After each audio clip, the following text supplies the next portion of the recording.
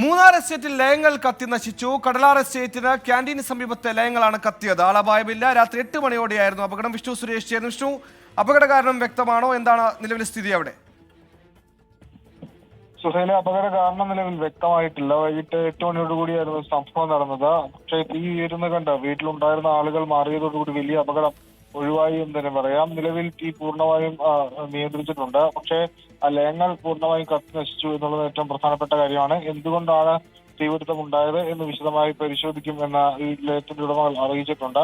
അതിദാരുണമായ സംഭവമാണ് ഉണ്ടായത്. തലനാരിഴക്കാണ് അപകടം ഒഴിവായത്. സുഹൈൽ, ശരി, മൂന്നാർ എസ്റ്റേറ്റിൽ ലയങ്ങൾ കത്തി നശിച്ചു. കടലാർ എസ്റ്റേറ്റ് ക്യാന്റീന് സമീപത്തെ ലയങ്ങളാണ് കത്തിയത്. ആളപായമില്ല എന്ന ആശ്വാസ വാർത്ത കൂടി വരുന്നുണ്ട്.